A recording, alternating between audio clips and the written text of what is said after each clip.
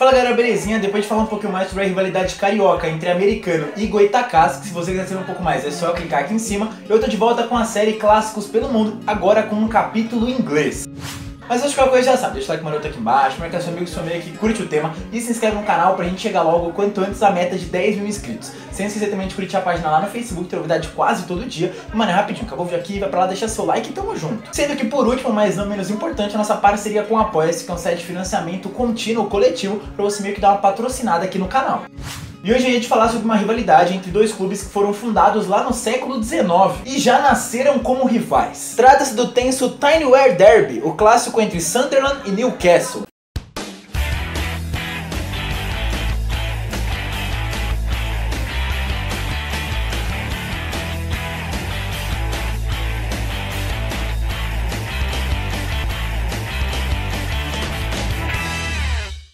Bom, antes de começar eu só queria falar pra vocês, né, que acho que já deu pra ver que o áudio tá um pouquinho diferente. Tô fazendo uns testes aqui, porque tá tendo churrasco em casa, né, barulho pra caramba e tal. Então eu tô tentando gravar com um gravador diferente aqui e tal. Vamos fazer um teste, depois vocês escrevem aqui nos comentários o que vocês acharam. Mas agora sim, né, falando do tema central desse vídeo, o noroeste da Inglaterra, assim como vários lugares do mundo, sofre constantemente com a alta taxa de desemprego e a pobreza. Com isso, o futebol mais do que nunca é fundamental pro crescimento da comunidade como um todo. E é justamente lá que um dos maiores e mais tradicionais clássicos do país está localizado, sendo chamado de Tinyware Derby, onde de um lado nós temos o Newcastle United Futebol Clube, né, fundado no dia 9 de dezembro de 1892, localizado na região de Tyneside, e de outro o Sunderland Association Futebol Clube, que veio um pouquinho antes, no dia 17 de outubro de 1879, ficando na região de Wearside, sendo justamente daí que vem o nome Tinyware Derby. Bom, e como eu disse no início, esses dois clubes já nasceram rivais, e tudo isso começou, é claro, antes das suas respectivas fundações,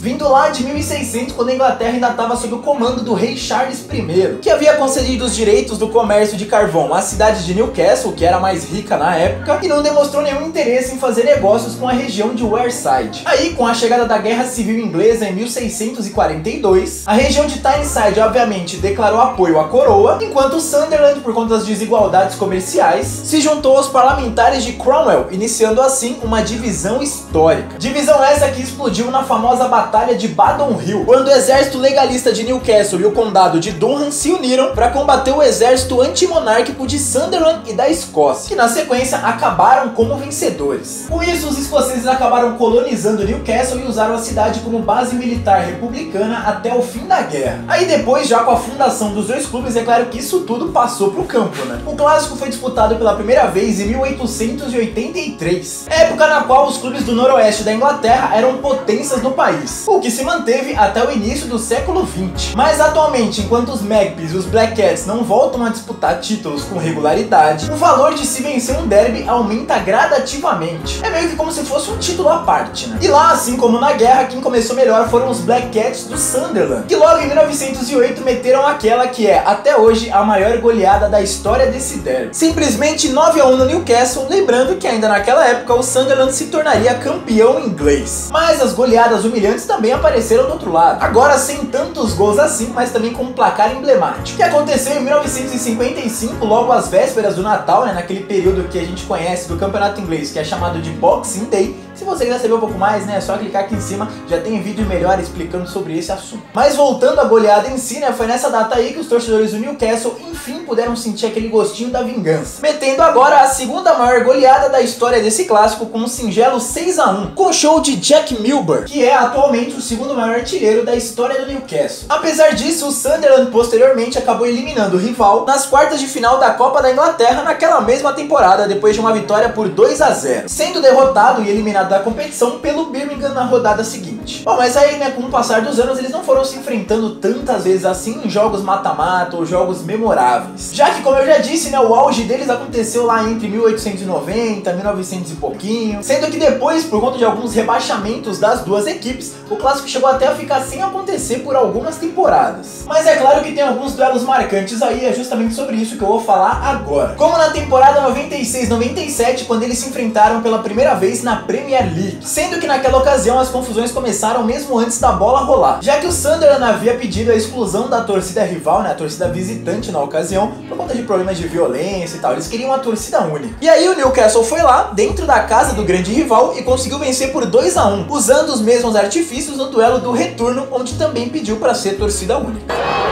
Harry, Shearer, Beardsley and Peacock. It's met well by Ferdinand, and it's 2-1 to Newcastle. What a change, both in the team and in particular in Les Ferdinand, who was so quiet in the first half. Outra vitória marcante para o torcedor alvinegro aconteceu na Premier League de 2006, quando o Newcastle goleou o Sunderland em pleno Stadium of Light por nada menos que 4-1, em um jogo que ficou marcado pelo então último gol da carreira de Alan Shearer. Na época, os Black Cats, que estavam na parte baixa da tabela, até abriram o placar com um gol de cabeça de Justin Hoyt, e pareciam encaminhados para derrotar o rival dentro de seu estádio. Mas os Magpies, no entanto, tinham outros planos, e com a atuação fatal no segundo tempo, os comandados de Glenn Roeder viraram com gols de Chopra, Shearer, Nzogbia e Luke, garantindo os 3 pontos. Alan Shearer says as he gets older, the feeling of scoring gets sweeter and sweeter, and that will taste very nice indeed. In his last weird time derby, Alan Shearer. Mais tarde, naquela mesma temporada, o Sunderland acabaria sendo rebaixado da Premier League, amargando a última colocação com apenas 15 pontos, enquanto o Newcastle terminava em 7º com vaga para a extinta Copa Intertoto da UEFA. Mas de lá pra cá, os torcedores do Newcastle não tem tantos motivos assim para comemorar quando o assunto é o Tyneware Derby. Com exceção de uma outra goleada em 2010, mas sobre ela eu vou falar melhor daqui a pouco, no geral, mesmo fazendo campanhas melhores que o grande rival e até possuindo melhores times em algumas ocasiões, o Sunderland em quase sempre sai vitorioso. Só pra vocês terem uma noção, os alvinegros não vencem os alvirrubros desde 2013. É claro que não aconteceram muitos jogos nesse meio tempo, até porque os clubes sofreram com alguns rebaixamentos, mas mesmo assim é uma freguesia considerável, né? Que contou também com algumas vitórias marcantes, como em 2014, por exemplo, quando tudo indicava que o duelo terminaria novamente empatado, mas aí Larsson foi lá, cruzou para Buckley ajeitar para Alan Johnson, que aos 44 do segundo tempo deu a vitória aos Black Cats.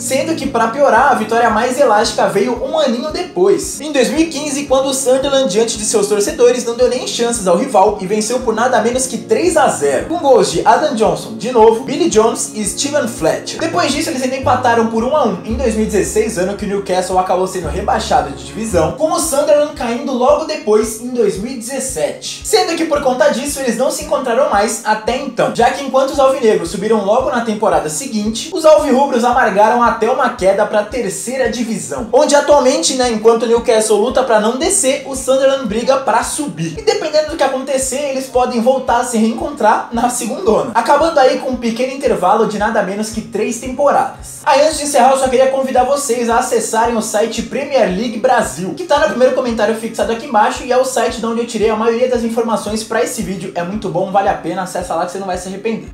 E agora chegou aquela hora bacana da gente saber quem leva vantagem sobre quem. E para começar, vamos aos títulos, onde a vantagem é dos Black Cats, que já começam vencendo no campeonato inglês da 1ª divisão com 6-4 em taças. Depois, até perdem na Copa da Inglaterra por 6-2 e empatam na Supercopa Inglesa em 1-1, mas depois voltam a levar melhor na segundona da Terra da Rainha, agora com 5-4. Já quando o assunto é histórico de confrontos, aí a vantagem, pasmem, não é de ninguém. Afinal, são 156 partidas entre eles, com 53 vitórias do Sunderland, 53 vitórias do Newcastle, além de 50 empates. E dentre todos esses duelos, é claro que existem aqueles mais marcantes, certo? E pra hoje eu decidi pegar 2 duelos sensacionais. Um que ficou marcado por um dos gols mais bonitos da história dessa rivalidade também, a demissão de um treinador que foi marcante, e outro, uma das grandes goleadas da Premier League, que acabou não salvando a vida do seu próprio treinador. Mas enfim, né, sem enrolar mais, vamos a eles.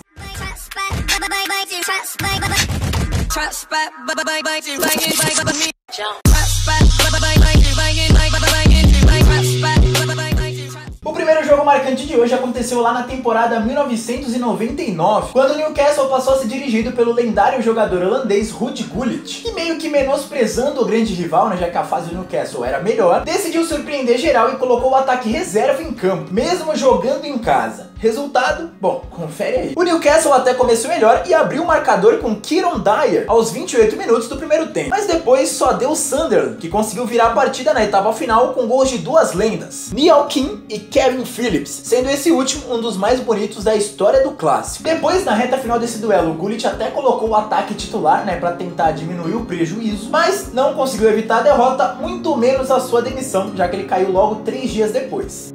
Já o segundo duelo marcante, que também aconteceu na casa do Newcastle, fica por conta de uma das últimas vitórias do clube na história recente desse derby, que aconteceu lá no ano de 2010, quando o clube vivia uma fase um pouco conturbada, né, bem com, muita pressão. Porque assim, tava na parte de cima da tabela e tal, mas não vivia um bom momento, né, perdeu alguns jogos seguidos e tal, e viu, né, pra piorar, o Sunderland encostar, o que colocava ainda mais pressão no técnico Chris Hutton. Mas quando a bola rolou, sua equipe não tomou conhecimento do grande rival e aplicou uma sonora e inesquecível goleada, que contou com um hat-trick de Kevin Nolan e 2 gols de Shola Ameobi, atropelando os Black Cats por nada menos que 5-1.